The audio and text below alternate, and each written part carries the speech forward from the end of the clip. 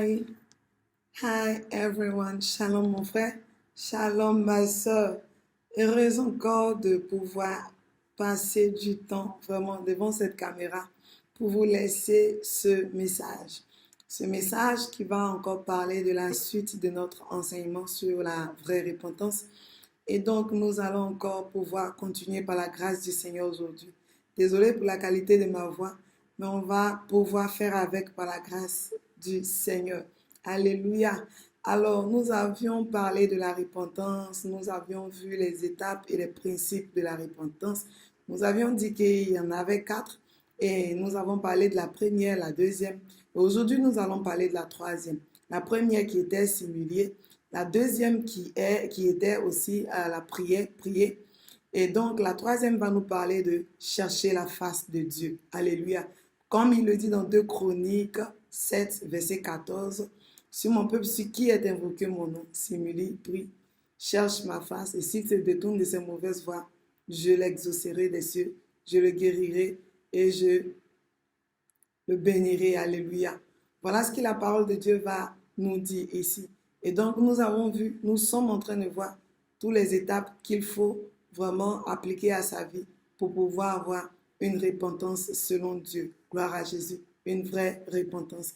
Et donc, pour ce fait aujourd'hui, nous allons parler de chercher la face de Dieu. Alors, nous allons voir comment est-ce qu'on cherche la face de Dieu. Voilà. Qu'est-ce qui c'est que chercher la face de Dieu? Pourquoi chercher la face de Dieu?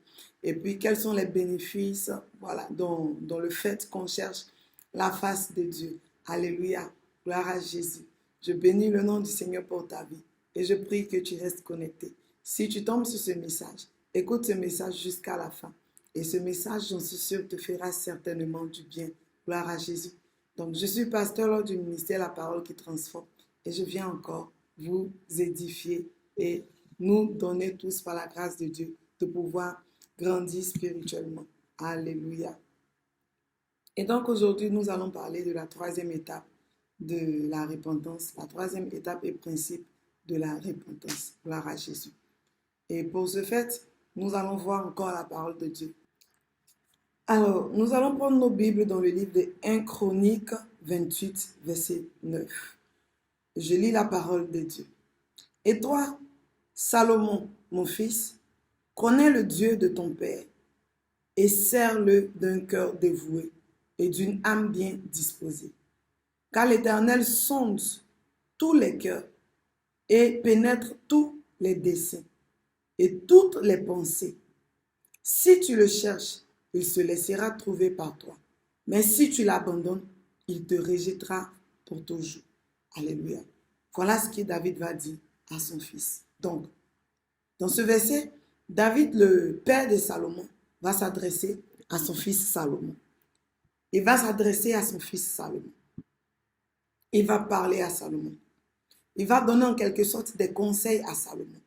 Et ces conseils-là, ça dit, le verset 9 va comporter naturellement une injonction qui est un ordre et puis, comment dirais-je, une promesse et après, un avertissement. Gloire à Jésus. Donc, le verset 9 comporte déjà un ordre, une promesse et un avertissement qu'il va léguer comme instruction ou bien comme conseil à son fils Salomon. Il lui dit, dans l'ordre qu'il lui donne, donc l'injonction va parler de « Et toi, Salomon, mon fils, connais le Dieu de ton père, sers-le d'un cœur dévoué et d'une âme bien disposée, car l'Éternel sonde les cœurs et il pénètre tous les desseins et toutes les pensées. » Alléluia. Pour dire quoi? Il le met en garde pour dire, connais le Dieu de ton père. Nous savons tous que le Dieu de David, c'était l'Éternel, le Dieu créateur du ciel et de la terre, n'est-ce pas? Et David servait ce Dieu-là vraiment avec dévouement, comme il a dit à son fils, comme il a donné comme conseil à son fils. Il dit, sers-le avec dévouement. Il dit, sers-le d'une âme bien disposée. Alléluia. Parce que si tu ne le fais pas ainsi, il saura que tu lui mens. Il saura que tu te fous de toi-même et non pas de lui. Parce que le plus souvent, nous disons que nous partons à l'église, mais nous ne servons pas véritablement le Seigneur. Alléluia. Nous sommes ailleurs. Nous sommes vraiment dans des choses que nous ne maîtrisons pas vraiment.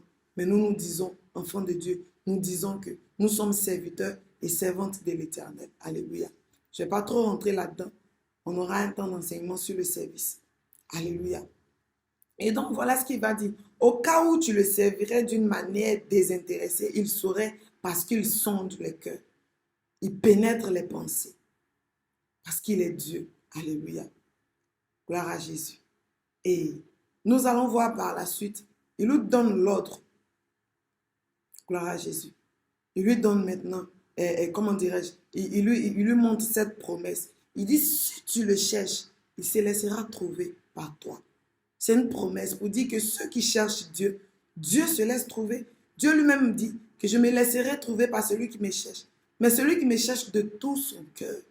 Et voilà, il va dire à son fils ici que serre-le avec un cœur dévoué. Alléluia. Serre-le avec un cœur dévoué, une âme bien disposée. Gloire à Jésus. Donc, il dit ici qu'il se laissera trouver par toi.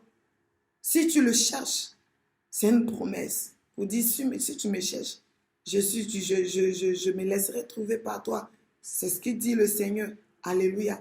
On va prendre ceci. Disons, c'est comme quelqu'un qui drague. Au fait, voilà, un homme qui est amoureux d'une fille, qui fait la cour à une fille. Alléluia. Et la Bible va nous enseigner que Jésus est l'époux de l'Église. Alors, nous sommes l'Église et Jésus est notre époux. Donc, comment est-ce que Jésus est venu nous draguer, nous faire la cour selon vous? Moi, je pense bien sûr que il est venu prendre la condamnation, c'est-à-dire qui nous était due, en allant à la croix. Pour moi, c'est une manière pour lui de nous draguer. Voilà, comme un gars qui vient, voilà, il paye tes factures, il t'aide à payer ta maison, il t'envoie dans les restos, ça dit, voilà, un gars, Jésus a fait ça pour nous en quelque sorte. Jésus est venu non seulement pendant son séjour sur la terre, tout ce qu'il a opéré comme miracle, c'était pour nous faire la cour, pour nous dire que si tu es avec moi, voilà ce que je peux faire pour toi. Jusqu'à aller à la croix pour dire, je donne même ma vie en rançon pour toi. Donc Jésus vient nous faire la cour. Alléluia. Et comme une femme amoureuse, nous devons lui démontrer notre amour aussi, en étant à ses petits soins. Il y a des tâches qu'il nous a confiées, que nous devons vraiment faire. Voilà. Donc cet exemple d'un homme qui est amoureux d'une fille, il donne tout pour pouvoir avoir cette fille-là, n'est-ce pas? Alléluia. Et donc voilà, il dit, si tu le cherches, il se laissera trouver par toi. Alléluia. Jésus a fait pour nous, voilà, il a fait une chose merveilleuse pour nous. Et c'est cette chose, sinon ce sacrifice qu'il a fait pour nous, qui nous donne de pouvoir vraiment nous approcher de lui.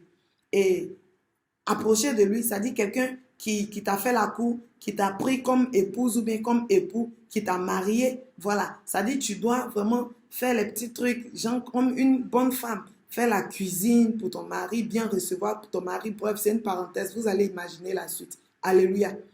Et donc ici, voilà ce qu'il dit comme promesse. Il dit, si tu fais ça pour moi, voilà, je me laisserai trouver par toi. Une femme qui donne à manger à son mari, qui prend bien soin de son mari. Son mari est heureux, il lui fait des petits cadeaux, il lui fait même des grands cadeaux. Gloire à Jésus. Bon, voilà, comme j'ai dit, vous allez imaginer la suite. Alléluia. Et donc, la troisième partie, c'est un avertissement. Autant pour moi, un avertissement.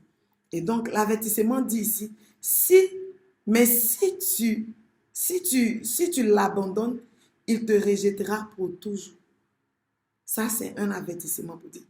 Au lieu de le chercher, ça dit, même si tu l'as cherché, qu'après tu l'abandonnes. Ça dit, dans tous les cas, si tu l'abandonnes, le Seigneur, il va te rejeter. Alléluia. Et donc, je vais prendre encore, voilà, une illustration comment dirais-je, une personne vraiment qui veut se faire aimer. Je continue avec le mariage. Une personne, c'est-à-dire un homme qui vient draguer une fille, il est fan de la fille, c'est-à-dire il est au petit soin de la fille. Il n'a pas encore eu la fille peut-être, mais il fait tout pour la fille et la fille ne fait que se foutre de lui. Souvent, la fille l'accepte, la fille avec lui, elle le trompe, elle insulte, elle lui manque du respect, elle ne le respecte pas, elle couche à gauche, à droite. Le gars, il supporte parce qu'il aime. Mais nous sommes d'accord qu'à un moment donné, le gars va se dire, mais qu'est-ce que c'est? Le gars va se dire, mais attends, je suis dans quoi? Alléluia. Ça dit, le gars, il était là, tout le monde le traitait de bête, mais lui là, il est bête et il fait tout pour la fille là même là. Voici comment elle se comporte ou bien. Et arrivé un moment, il en a marre. On va prendre encore, voilà, d'une personne qui se sent abusée, repoussée, rejetée, maltraitée, sans valeur dans une relation. Cette personne va finir par se retirer. Alléluia. Donc, j'utilise ces exemples-là tout pour nous montrer que dans la vie même normale que nous vivons, là, ça dit il y a des choses que entre hommes, on ne peut pas accepter. Dieu, il y a des choses qu'il accepte au-delà de nous. Mais si tu repousses Dieu jusqu'à... Il y a une partie dans la Bible qui dit qu'il leur a donné un esprit d'égarement. Alléluia. Donc, David va avertir son fils pour dire, si tu l'abandonnes, il va te rejeter. Donc, nous devons tous comprendre que nous devons chercher Dieu d'un cœur dévoué, d'une âme bien disposée et puis d'un cœur sincère. Alléluia. Nous devons, voilà, comment dirais-je, réfléchir, sinon méditer, comment dirais-je, sa promesse. Et puis à cause de cette promesse qu'il nous a fait, faire selon ce qu'il nous dit, sa parole. Gloire à Jésus. Et après cette promesse, il y a un avertissement pour dire si tu ne le fais pas, le Seigneur il te rejettera. Pour ne pas que tu sois rejeté, il va falloir que tu saches le chercher. Gloire à Jésus. Dans l'autre phase maintenant, nous allons voir. Chercher sa face dans le jeûne. C'est-à-dire, comment est-ce qu'on cherche la face de Dieu? On a déjà vu, voilà, une première manière de chercher la face de Dieu. Mais on cherche aussi la face de Dieu dans le jeûne. Gloire à Jésus. Et nous allons voir ça dans 2 Chroniques 20, verset 3. Donc, ici, la parole de Dieu va dire dans 2 Chroniques 20, verset 3. Dans sa frayeur, Josaphat se disposa à chercher la face, à chercher l'Éternel, et il publia un jeûne pour tout Juda. Gloire à Jésus. Voilà ce que Josaphat, le roi, a fait. Il dit dans sa frayeur. Quelqu'un qui est effrayé, c'est qu'il y a un danger. Alléluia. Je rappelle que j'ai dit tantôt que 2 Chroniques 7, verset 14 nous dit, ce que 2 Chroniques 7, verset 14 nous dit, c'est pour des temps où nous serons en danger, où nous serons dans les difficultés, où nous serons dans les problèmes. Alléluia. Cet enseignement-là, ça ne concerne pas seulement les gens qui ne connaissent pas Dieu, mais ça concerne aussi celui qui a fait la paix avec Dieu, mais ensuite, voilà, qui n'a pas vraiment une vie, voilà, qu'il faut, une vie qui s'est détournée de Dieu. Comment il faut faire pour revenir vers Dieu? Donc, ça nous concerne nous tous. Alléluia. Ça doit être ça doit s'inculquer à notre pensée. Alléluia. Ça doit être une seconde nature de savoir comment, voilà, avoir recours au Seigneur. Donc, on cherche Dieu par des temps de jeûne. Voilà ce que Josaphat va faire parce qu'il était effrayé. Effrayé pourquoi? Ici, son histoire va révéler que les Ammonites, c'est-à-dire 3 peuples réunis, venaient contre lui pour lui faire la guerre. Alléluia. 3 peuples réunis venaient contre lui pour lui faire la guerre. Alors toi, je te demandais à toi de te poser toi-même la question. Qu'est-ce qui me fait la guerre? Qui est-ce qui me fait la guerre? Alléluia. Qui m'empêche de vivre la volonté de Dieu? Parce qu'au-delà de tout ce que nous pouvons commettre comme péché, nous sommes d'accord que la Bible dit que de ne pas lutter ni contre le sang et la chair, mais contre les esprits impurs. Donc, nous concernant Josaphat, lui physiquement, des gens venaient l'attaquer. Mais toi, spirituellement, qui est-ce qui t'attaque? Qui ne veut pas que tu profites des bienfaits de Dieu? Qui ne veut pas que tu vives la volonté de Dieu pour ta destinée? Qui veut t'empêcher de rentrer dans la dimension dans laquelle le Seigneur veut t'emmener. Qui? Pour ma part, je sais que c'est le diable. Mais il vient de quelle manière? Comment est-ce qu'il vient? Et pourquoi est-ce qu'il vient? Gloire à Jésus. C'est des questions que nous devons nous poser pour pouvoir mener de bonnes luttes. Alléluia.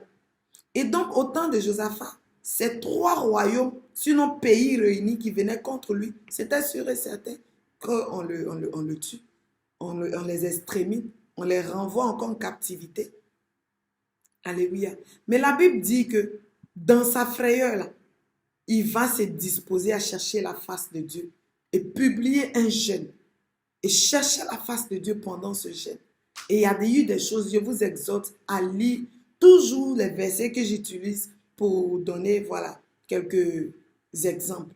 Ça va vous faire du bien. Dans ces versets, non seulement dans ces chapitres, nous pouvons avoir le comment, le pourquoi, et puis qu'est-ce que nous devons faire. Ça dit comment dire, la solution, voilà, peut se trouver. Ici, dans ce verset de 2 Chroniques 20, verset 3, de 1 jusqu'à la fin du verset, du chapitre, il y a la solution. Il y a ce qu'ils ont dit. Il y a des prières qu'ils ont adressées à Dieu. Alléluia. Donc, je vous exhorte à lire la parole de Dieu. Ça te fera du bien. C'est la parole de Dieu qui nous donne de pouvoir changer. Alléluia. Les miracles sont bien, sont bénéfiques. Mais c'est la parole de Dieu qui transforme. Gloire à Jésus. Donc, ils vont parler, pendant son temps de jeûne, il va parler au Seigneur, il va dire des choses au Seigneur, gloire à Jésus. Et je profite de cette occasion pour dire quelque chose me concernant. Il y a eu un moment de ma vie où je ne sentais plus vraiment la présence de Dieu. Je priais, mais c'était sans suite. Bon, je n'avais pas vraiment cette vie de prière. Alléluia. Je n'avais pas véritablement cette vie de prière, voilà, qu'il me fallait. Je cherche le verset. Ésaïe 54, verset 3. Ésaïe 54, verset 8. Donc, Ésaïe 54, verset 8. Donc, je me sentais bizarre. Donc, j'ai dit, bon, je ne me sens pas trop. Attends, je prends un moment de jeûne. Et je me donne un temps de jeûne de 3 jours. Sec. Et pendant ce jeûne, je commence à chercher la face de Dieu, Seigneur. Je prie, je cherche Dieu. Et au 2e jour, je pense, le soir, le Saint-Esprit me dit, prends la parole de Dieu dans le livre de Ésaïe 54, verset 8, que je vais vous lire. Voilà ce qu'il dit. Ici, il dit, dans un instant de colère, je t'avais un moment dérobé ma face. Mais avec un amour éternel, j'aurai compassion de toi, dit ton Rédempteur, l'Éternel. Voilà ce que moi, le Seigneur me dit. J'ai pris un temps de jeûne pour chercher Dieu, me dire, Seigneur, je ne sais plus ce qui se passe, vraiment, je sens qu'il y a quelque chose qui ne va pas. Et voilà ce que l'Esprit de Dieu va me conduire à me montrer comme verset, et je vais lire. Donc, quelque part, j'ai fait quelque chose à Dieu dans un instant de colère. Et puis, son instant là, c'était long. Hein. Son instant dont il parle là, c'était long quand même. Il m'a manqué. Il dit, je t'avais en un moment dérobé ma face. Alléluia. Donc, le jeûne, il est important. On ne jeûne pas pour avoir l'argent. On ne jeûne pas pour être béni. On ne jeûne pas pour être prospère. Mais on jeûne pour améliorer sa vie spirituelle. On jeûne pour laisser l'Esprit de Dieu prendre le dessus. On jeûne pour chercher la face de Dieu. Alléluia. On jeûne pour entendre la parole de Dieu. Parce que Josaphat, là, quand vous lisez, vous allez voir après ses prières, le Seigneur va parler au travers d'un de ses enfants et puis il va dire, ne sois pas effrayé, ne t'inquiète pas. Il dit, c'est pas toi qui combattras, mais c'est moi l'Éternel Dieu qui va faire le combat pour toi. C'est moi, je vais combattre ceux-là, c'est pas vous. Donc ne soyez pas inquiets. Et Dieu va leur montrer où est-ce qu'ils vont passer, c'est-à-dire où est-ce que les gens qui venaient les attaquer là devraient passer. Lisez la parole de Dieu. C'est très intéressant. Et moi, pour moi, me concernant, voilà ce que le Seigneur va me dire. Il va dire, je t'avais dérobé ma face dans un instant de colère, mais j'aurai compassion de toi dans mon amour éternel. Effectivement, il a eu compassion de moi. Les choses ont commencé à redémarrer. Ah, le Seigneur est merveilleux. I don't even know how to explain it to you. I wish you understand what I'm trying to say. Désolée pour l'anglais, je ne pouvais pas m'empêcher. Gloire à Jésus. Alléluia. Et pour ce fait, nous allons continuer encore pour voir quelques exemples des personnes qui ont pris des temps de jeûne pour chercher la face de Dieu. Nous allons voir Daniel 9, verset 3. Il va dire, je tournais ma face vers le Seigneur Dieu, afin de recourir à la prière et aux supplications, en jeûnant et en prenant le sac et la cendre. Gloire à Jésus. Daniel a cherché la face de Dieu pour son peuple. Tu peux jeûner non seulement pour toi, pour chercher la face de Dieu pour toi, mais aussi pour ton frère, pour ta soeur, pour ton assemblée, pour ta famille, pour ton peuple, même pour ta nation, pourquoi pas. Et Daniel a jeûné ici. Nous allons progresser. Nous allons comprendre que Daniel a jeûné 21 jours. Alléluia. En cherchant la face de Dieu. Le 21e jour, l'ange est venu lui dire, depuis le jour où tu avais commencé là, mais Satan avait bloqué. Voilà, il y a eu un combat. Bon, lisez la parole de Dieu. Lisez les chapitres. Comprenez la parole de Dieu. Alléluia. Et donc, tu peux aussi jeûner pour celui que tu estimes. Même. Alléluia. Nous allons encore voir dans Joël 2, 12, 28. Ça, c'est long. Et donc, Joël 2, verset 12 va nous dire, maintenant donc, dit l'Éternel, revenez à moi de tous vos cœurs, sinon votre cœur. De tout votre cœur, avec des jeûnes, avec des pleurs et des lamentations. Déchirez vos cœurs et non vos vêtements. Et venez à l'Éternel votre Dieu, car il est compatissant et miséricorde, lent à la colère et riche en bonté, et il se répand des mots qu'il envoie. Nanani, vous allez continuer jusqu'au verset 18, il va dire, l'Éternel est ému de jalousie pour son peuple, et il épargne son peuple. Alléluia. Voilà ce que l'Éternel lui-même dit concernant chercher sa face par le jeûne.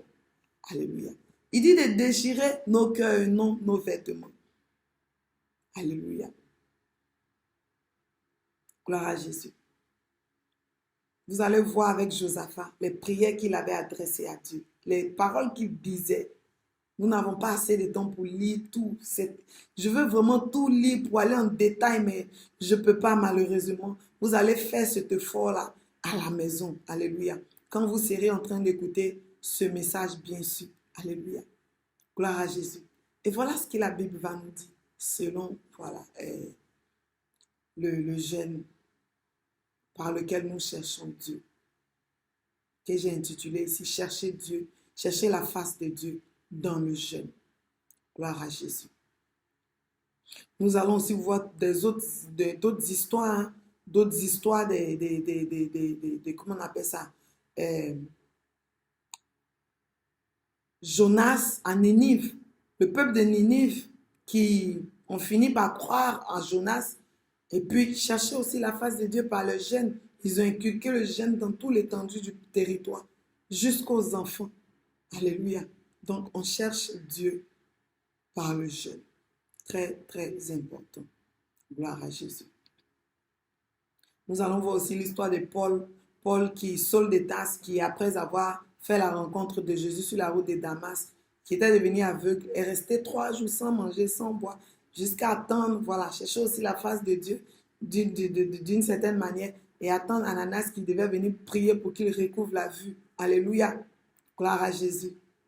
Donc, chercher sa face consiste à tout abandonner. Alléluia. Donc, chercher la face de Dieu, ça veut dire que on doit pouvoir laisser beaucoup de choses, certaines choses.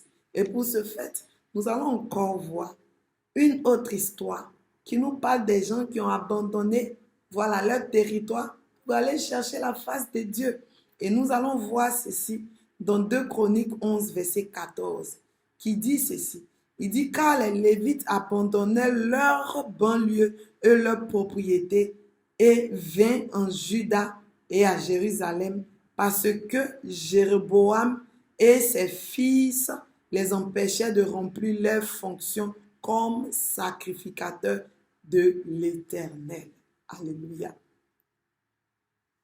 Ici, là, c'est un roi qui ramenait les anciennetés, qui vivaient mal aux yeux de Dieu, qui empêchait les serviteurs de Dieu de remplir leur devoir. Toi, qu'est-ce qui t'empêche de remplir ton devoir? Cette chose qui t'empêche de remplir ton devoir en tant que servante ou bien serviteur de Dieu, en tant qu'enfant de Dieu, tu dois pouvoir t'en débarrasser. Tu dois pouvoir abandonner cette chose. Si c'est le monde, abandonne le monde. Alléluia. Cherche la face de Dieu. Dis au Seigneur, je veux abandonner le monde. Si c'est la cupidité, ma soeur, il n'y a rien que le monde qui peut te donner que Dieu ne peut pas te donner. Parce que le monde même là a été fait par Dieu. Tout ce qui est dans ce monde-là appartient à Dieu. Mais rappelons-nous que l'ennemi qui a été précipité sur la terre, Satan, le Léviathan, qui a été précipité sur la terre, est venu concurrencer Dieu. Donc d'une certaine manière, lui voulait être Dieu en haut là-bas, ils l'ont chassé. Lui, il est venu s'établir Dieu sur la terre ici. Mais le Dieu du mal, et c'est lui qui nous empêche vraiment de rentrer dans les promesses de Dieu, qui nous empêche de servir Dieu, qui nous empêche de vivre notre destinée en Christ. Il va t'attirer par des choses mondaines, des choses qui n'ont pas de valeur devant Dieu. L'argent, c'est Dieu qui donne. La Bible dit que c'est la bénédiction de l'Éternel qui enrichit. Ce qui veut dire que avoir l'argent ne veut pas dire que tu es béni. La bénédiction, c'est la parole que Dieu déclare sur ta vie. La bénédiction, c'est le ministère qu'il t'a donné dans Éphésiens 1, il le dit. Il dit, vous êtes bénis de toutes sortes de bénédictions spirituelles dans les lieux célestes en Christ. C'est quoi? C'est le sacerdoce que Dieu t'a donné. Mais cette bénédiction-là, le diable va s'interposer pour ne pas que tu la vives. Parce que c'est cette bénédiction-là qui va t'apporter la richesse. Alléluia. Est-ce que je me fais comprendre? Gloire à Jésus. Alléluia. Et donc, qui est-ce qui t'empêche? Qui s'oppose au fait que toi, tu serves Dieu? Ici, c'était Jéroboam qui s'opposait. Mais la Bible dit que comment dirais-je, les Lévites ont abandonné les banlieues. Ils ont laissé leur maison. Ils ont laissé les amis. Ils ont laissé tout ce qu'ils avaient, leurs champs. Et ils se sont déplacés pour aller quelque part où ils pouvaient servir Dieu. Qu'est-ce que tu attends pour te déplacer? Qu'est-ce que tu attends pour abandonner certaines choses pour aller servir Dieu? Alléluia. En partant s'installer en Juda, à Jérusalem, ils ont perdu beaucoup de choses. Ils ont perdu beaucoup de choses. Peut-être que là où ils partaient, là, ils étaient chez eux avant. Mais là où ils partaient, parce qu'ils tellement ils voulaient servir Dieu, là, ils partaient peut-être cohabiter avec quelqu'un ou bien aller être avec quelqu'un. On sait tous que ce n'est pas facile de vivre avec les... Mais souvent, Dieu va vouloir que tu traverses ça pour comprendre beaucoup de choses. Il faut quitter sa zone de confort. Quand on cherche l'Éternel, aïe, Jesus Christ. My life is a testimony. Ma vie est un témoignage. Hey. Je me suis retrouvée dans un désert solide, fort. Passer de maison en maison. Alléluia. J'aurai le temps de vous rendre mon témoignage un jour. Donc, ils ont abandonné leurs propriétés. Ils ont abandonné leurs champs. Ils ont abandonné leurs maisons. Ils ont abandonné leurs amis. Et ils se sont déplacés pour aller dans une autre ville. Là-bas, au moins, ils pourront servir Dieu. Gloire à Jésus. Alléluia. Et donc, le livre des Lamentations 3, verset 40 jusqu'à 41. Nous allons le lire.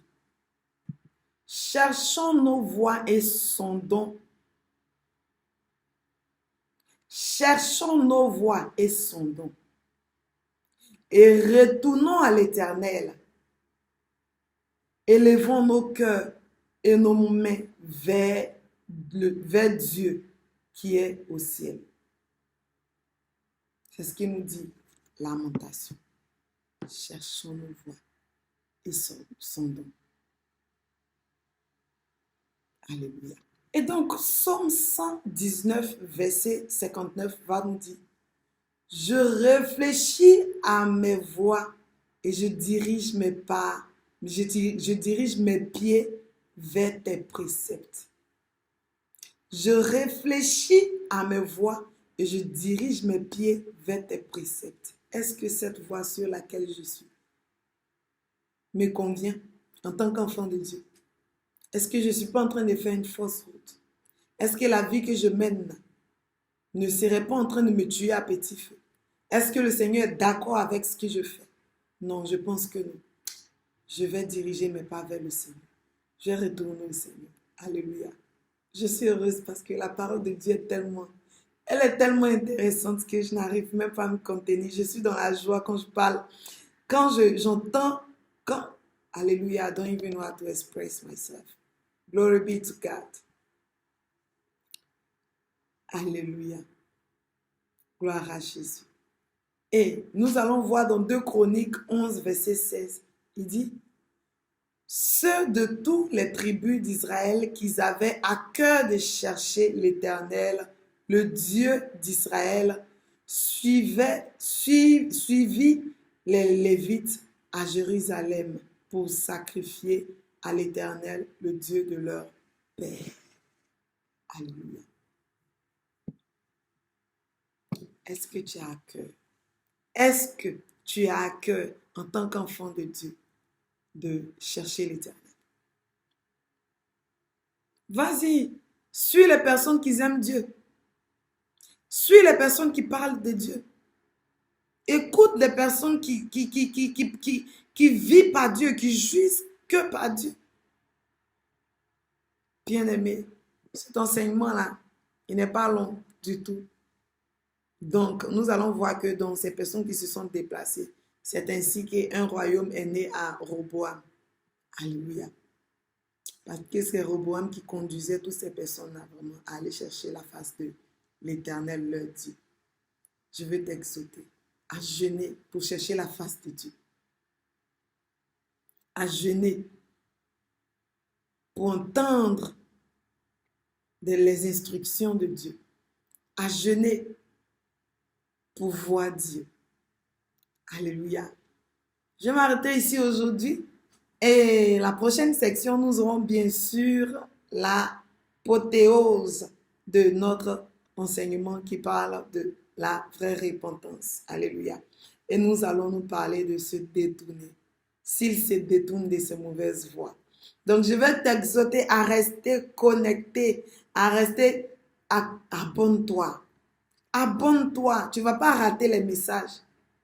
Abonne-toi.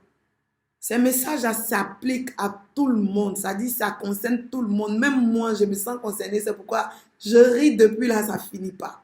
Alléluia. Je souris parce que je suis heureuse d'entendre. It's so beautiful. Abonne-toi, s'il te plaît. Fais-moi plaisir et abonne-toi, please. Et partage si tu as aimé.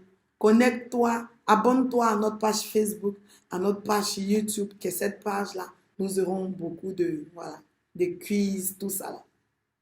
Alléluia. Nous aurons beaucoup d'autres choses à vraiment débattre. Alléluia. Nous aurons des lives sur Facebook, sur TikTok. Abonnez-vous s'il vous plaît. Abonnons-nous à la parole de Dieu. C'est ça le plus important. Alléluia. Je veux bénir le nom du Seigneur pour ta vie, toi mon frère et ma soeur, et je veux demander au Seigneur vraiment de te conduire par la puissance de ton esprit à le chercher. Que la gloire de Dieu demeure sur toi. Oui, toi, le choix de l'Éternel. Reste béni. See you next time. Bye bye. My soul.